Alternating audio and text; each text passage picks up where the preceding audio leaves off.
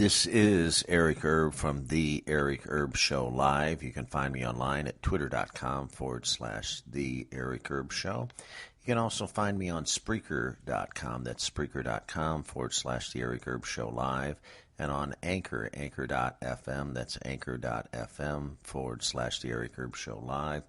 And of course, you can always go to TheEricErbShow.com. That's where you can find me.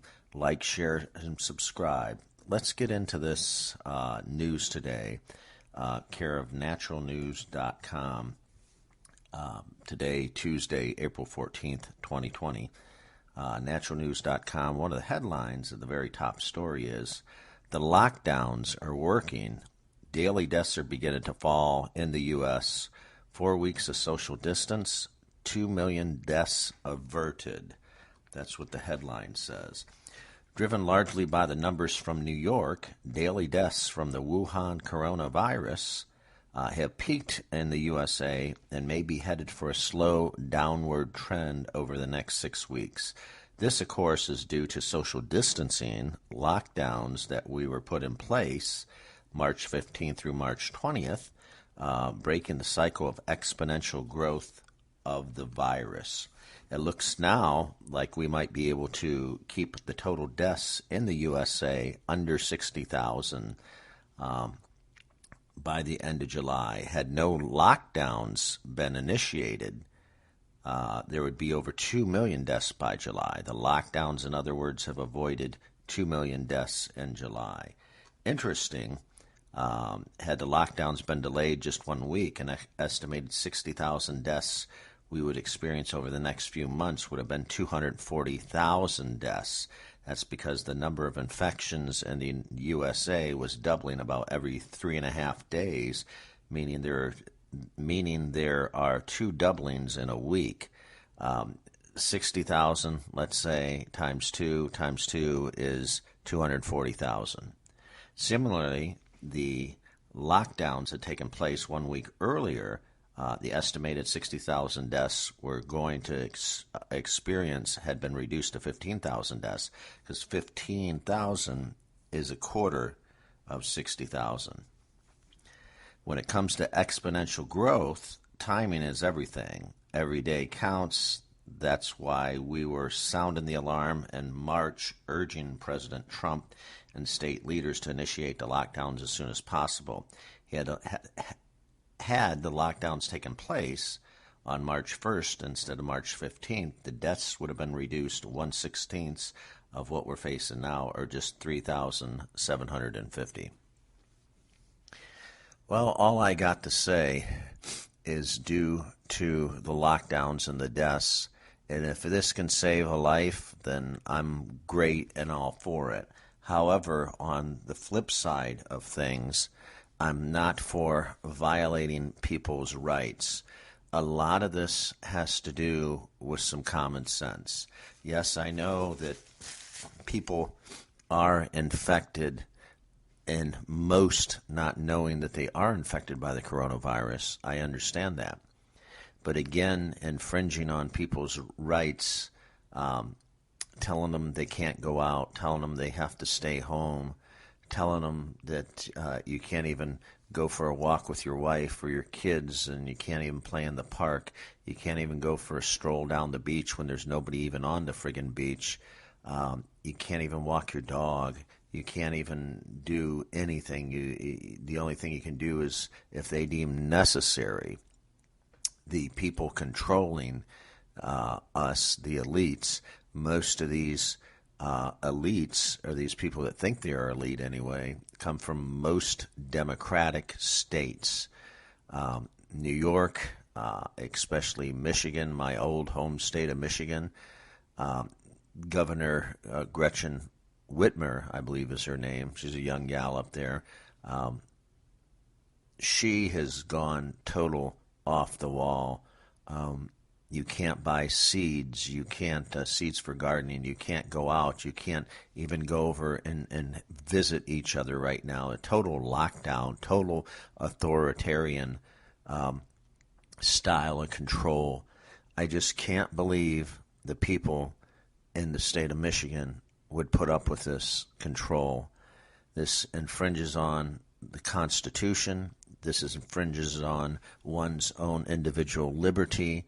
Just because a few people are infected, and I mean that very seriously, a few people are infected, doesn't mean the whole entire state should be punished.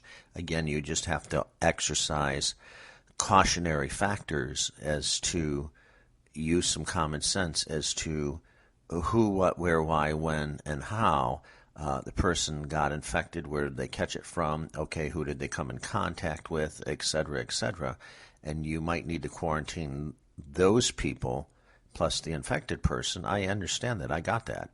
But you should not penalize anybody and everybody in the state.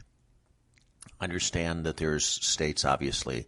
I'm down here in Central Florida, but there are states there in New York that have, thousands and thousands of cases. I got it. Let's do the math. The more people in a smaller space and smaller area, meaning New York City and the surrounding 5 boroughs, means the rate of infection is going to be higher, or at least people that at least has become infected. I didn't say died, at least become infected, because you have so many people crammed into such a small space. That's what I'm saying. So of course they're going to come in contact. One person throughout a day, a New Yorker might come in contact with, anywhere on the low side of 50 to 100 people or more. So of course the numbers are going to spread astronomically. That's just the way it is when you're around big cities, and people that live in the big cities are going to spread it more than people that live in the rural areas and stuff like that. I mean, if you live out in Montana, let's just say, or Wyoming, or one of the rural states, and your neighbor is 5 miles or 10 miles down the road or up the road, and you're on a big ranch, chances of you getting COVID-19 are probably, the coronavirus are probably pretty slim.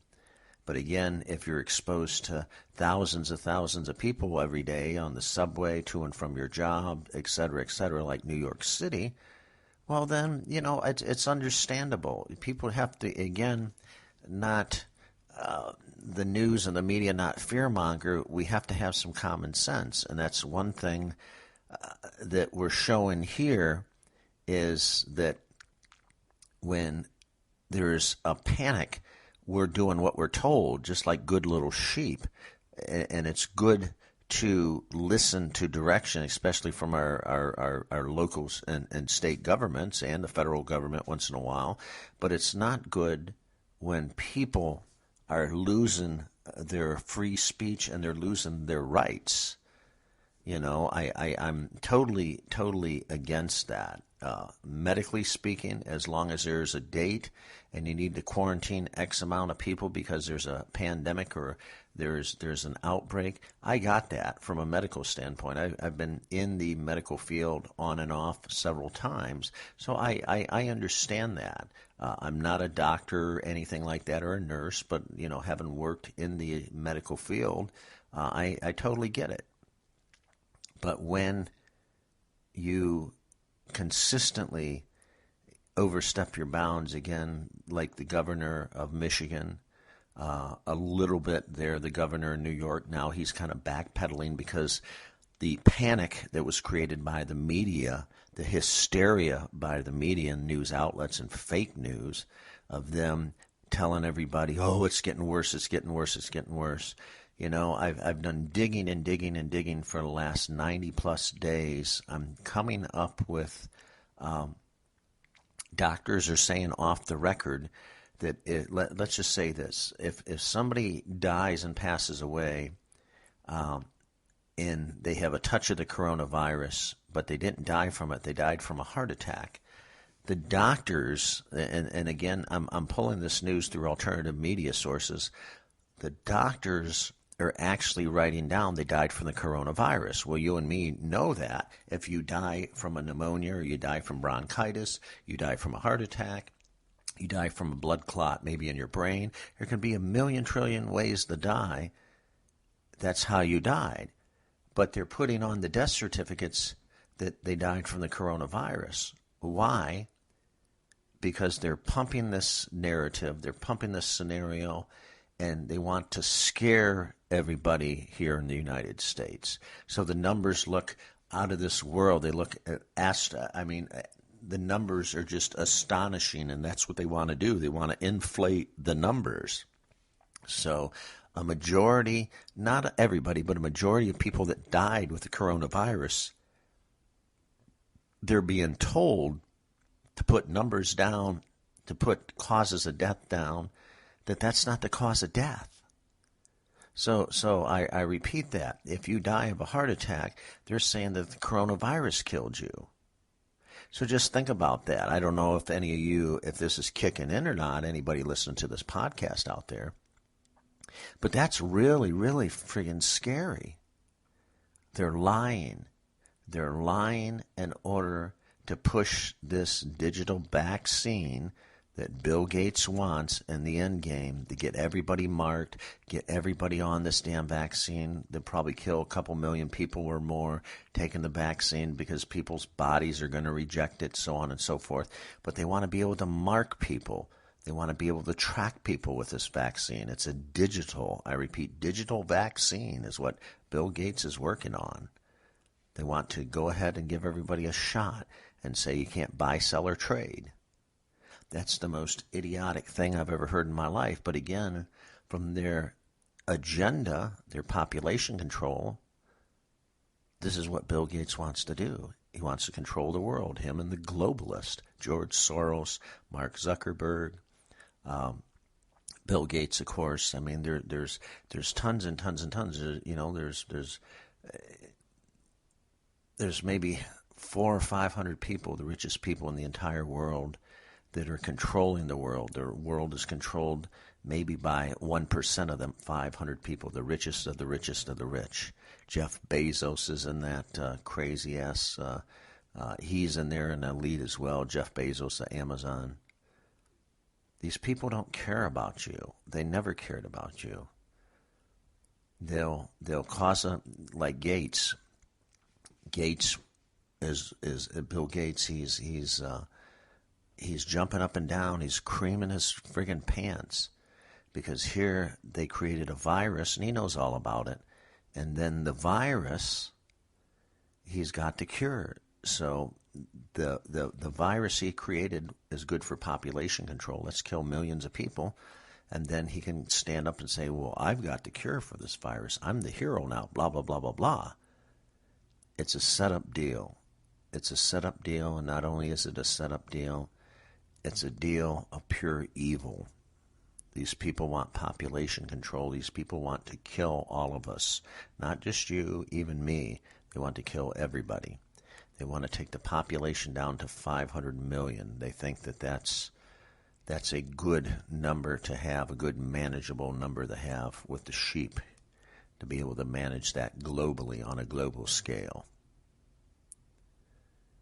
So just think about that. We're going to make it. We're all going to make it. We're going to get through this here in the next couple months. We're going to get through this coronavirus. Everything will be okay. A lot of things have changed.